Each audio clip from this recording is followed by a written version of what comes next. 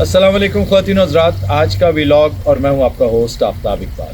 میں نے کل گزارش کی تھی کہ میں چونکہ ٹریول کر رہا ہوں، اس لیے مختلف ایسے مقامات پر جہاں بظاہر بہت مشکل ہوتا ہے گفتگو کرنا بیٹھ کر شور شرابے میں وہاں بھی پوری کوشش کر رہا ہوں کہ آپ کے ساتھ رابطہ رہے، میرا ویلاگ چلتا رہے، سلسلہ چلتا رہے، کیونکہ اچانک خبریں دھڑا دھڑ آنی شروع ہو گئی ہیں اور نہ چاہتے ہوئے بھی بات کرنا لازمی بنتا چلا جا رہا ہے۔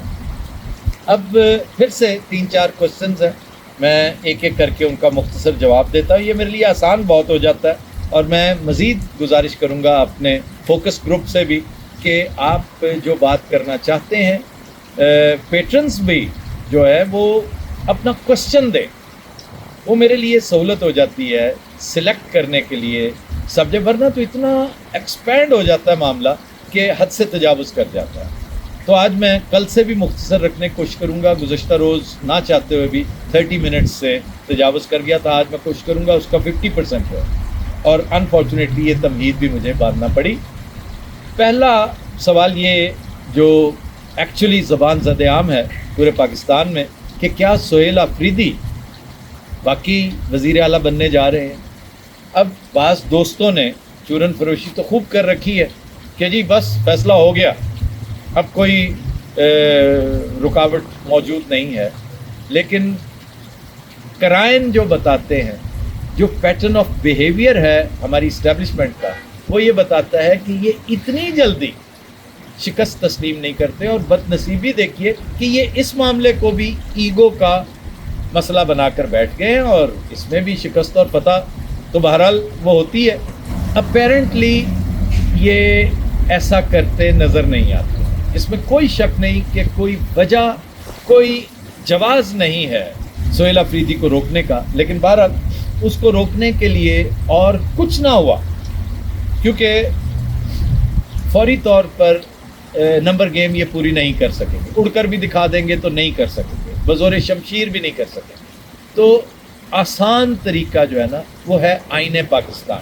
مجھے لگتا ہے آئین پاکستان ہم نے بنایا ہی اس لیے کہ امر عیار کی جو زنبیل تھی اس میں ہاتھ ڈال کے وہ ہر ضرورت کی چیز نکال لیتا تھا، تو ہمارا آئین ایسا ہے کہ موم کی ناک ہے، جب چاہے جس وقت چاہے جس طرف چاہے ہم اس کو موڑ دیں۔ لب لباب اس پوری گفتگو کا اور آپ کی کوئری کا جو جواب ہے وہ یہ کہ بظاہر مشکل لگتا ہے کیونکہ معاملہ ایگو کا ہے، اور ایگو بہت عزیز ہے ہمیں، ایگو کے لیے تو ہم نے آدھا ملک گنوا دیا تھا، یہ تو پھر 4 دن کا شور شرابہ ہے، یہ کوئی مسئلہ نہیں ہے۔ چنانچہ آپ تسلی رکھیں کہ وہ کہتے ہیں نا کہ there is many a slip between the cup and the lip، اس لیے فی الحال کچھ نہیں کہا جا سکتا، جو کہا جا سکتا ہے وہ یہی کہ مشکل لگتا ہے۔ اچھا جناب، پھر ایک دلچسپ کوئری ہے کہ آفتاب صاحب جنگ تو شروع ہو گئی ہے مگر افغانستان کے ساتھ، بھارت کے ساتھ نہیں ہوئی، تاہم آپ کی بصیرت کو، آپ کی نظر کو وہ آگے انہوں نے کو میرے لیے کافی صاحب کے لاکھ کے تھینک یو ویری مچ بھائی، بہت شکریہ۔ لیکن یہ کہ اصلی جنگ وہی ہے جو آپ کے اولین دشمن کے ساتھ ہو۔ افغانستان کو تو آپ نے راہ جاتی خام کو میں نے کل بھی گزارش کی تھی کہ آپ ایک دشمن ساز فیکٹری بن چکے ہیں، آپ کو تو 1 کروڑ میل پر کوئی جاتا نظر آئے تو اسے کہتے ہیں یار تھوڑی سی دشمنی کر جاؤ میرے ساتھ، تو آپ کو قطعاً اس حوالے سے زیادہ پریشان ہونے کی ضرورت نہیں، آپ دشمن سازی میں ید طولہ رکھتے ہیں۔ تو افغانستان کے ساتھ تو ایسے پنجابی کہتے ہیں راہ جانے خام کا ایک معاملہ ہو گیا۔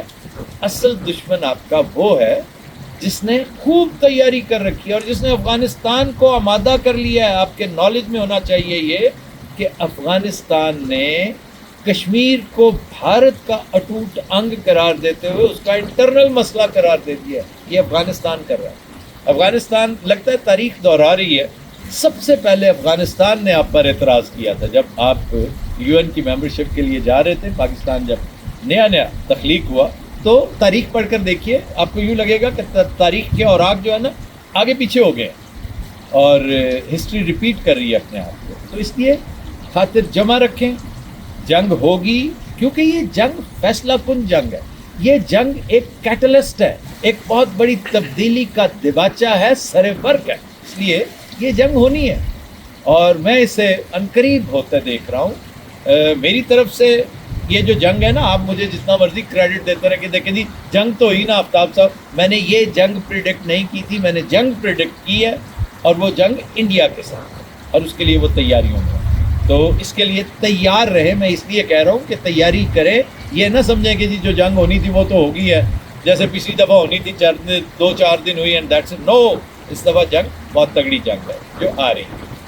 اچھا جی، آگے ہے افغانستان کے ساتھ حالات کب معمول پر آئیں گے؟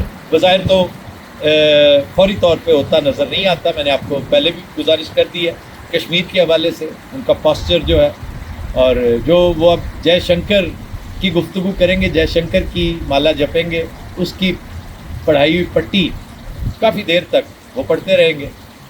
امیر خان صاحب جب سے وہاں جا کر ان کے ہاتھ پر بیعت کی ہے انہوں نے، اس کے بعد یہ اثرات رہیں گے. ہاؤ ایور یہ سلسلہ ایسا رہے گا. حالات جب ٹھیک ہونے پہ آئیں گے تو انشاءاللہ تعالی افغانستان یو ٹرن لے گا اور راہ راست پہ آئے گا، اور یہ بہت جلدی ہوگا انشاءاللہ تعالی. کو بہت لمبا چوڑا معاملہ نہیں، لیکن فی الحال امکان نہیں ہے اس کا. آگے چلیے. اب پرانا نظام گرنے والا ہے تو پھر نیا نظام کب آئے گا؟ یہ بھی گزشتہ سوال سے پیوستہ ہے کہ پرانا نظام تو گرنے والا نہیں، مجھے تو گرتا ہوا نظر آ رہا ہے. کیونکہ یہ جو کچھ ہو رہا ہے آپ کے ارد گرد، اگر آپ یہ سمجھیں کہ یہ ہونے والا ہے تو میں سمجھتا ہوں یہ اوور سمپلیفیکیشن ہے. آپ ہاتھ ہولا رکھ رہے ہیں. بھائی یہ ہو رہا ہے، یہ ہو رہا ہے، ذرا سلو سپیڈ میں ہو رہا ہے. کہ یہ اٹل ہے اور یہ مشیت ازدی ہے، یہ اللہ تعالیٰ کی رضا ہے، اس کو ہیومنلی روکا نہیں جا سکتا. نیا نظام کب آئے گا؟ دیکھیں نا، پچھلے سوال کا جواب میں نے 1.5-2 ماہ کہا تھا کہ 1.5-2 ماہ میں حالات راہ راست پر آ جائیں. انشاءاللہ میں بہت پر امید ہوں کہ within 2 months حالات شدید پلٹا کھائیں. ایک ہوتا ہے نا 45 ڈگری کا ٹرن، ایک 90 ڈگری کا ٹرن، یہ 180 ڈگری کا ٹرن لینے لگے ہیں حالات. اور میں تو مڈ نومبر کہہ رہا ہوں، exactly a month from now, a month and 2-3 days. لیکن آپ اس کو 2 مہینے سمجھنا، آپ کو ہوش ربا چیزیں نظر آنے لگیں، آپ کو مائنڈ باگلنگ چیزیں جو آپ سوچ بھی نہیں سکتے تھے، جو آپ کے فہم میں نہیں ہے، جو ہمارے بھی فہم میں نہیں ہے، وہ آپ کو نظر آئیں. میرے فہم میں تو تھوڑی بہت ہے، بہت سوں کے فہم میں مجھ سے زیادہ ہوں گی. تو ہم اکثریت کی بات کرتے ہوئے یہ کہہ رہے ہیں کہ آپ کے وہم و گمان میں بھی وہ چیزیں نہیں ہیں جو ہونے جا رہی.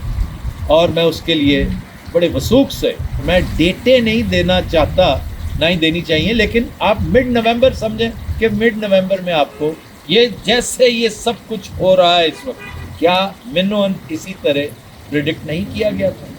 اگر آپ، میں نے کل بھی کہا تھا کہ اگر آپ کو اب بھی انڈین جنگ نظر نہیں آ رہی تو اینک کا نمبر چینج کروائیے.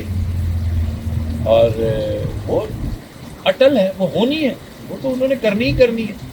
وہ ادھار کھائے بیٹھے ہیں اس کے اوپر، اور میں اس کے لیے ہمیشہ کہتا ہوں کہ ہیل بینٹ ہے مودی اور اس کا جو پورا گینگ ہے، وہ اس پر ہیل بینٹ ہے کہ ہم نے یہ جنگ کر، کیونکہ پاکستان اپنی کرتوتوں کی وجہ سے، اپنی حرکتوں کی وجہ سے اس وقت، یہ ہمیشہ یہ بات کرتے تھے، اب شیر آیا والی بات سچ ثابت ہو گئی ہے کہ پاکستان واقعی نازک حالات سے گزر رہا ہے، واقعی انتہائی نازک موڑ پہ پہنچ چکا ہے. یہ ہمیشہ اسی کو بہانہ بنا کے کہا کرتے تھے پاکستان نازک حالات میں گزر رہا ہے تو اس وقت ہم یہ کریں گے وہ کریں گے. تو اس وقت جو پاکستان کے حالات ہیں انتہائی نازک ہیں. ہم فائنینشلی، مورلی، پولیٹیکلی، ہر لحاظ سے مسائل زدہ ہے. تو اس کو غنیمت جان کر بھارت تالے آزمائی کرے گا، لیکن یہ بھی ہو سکتا ہے کہ بھارت خام خواہ بم کو لات مار بیٹھے.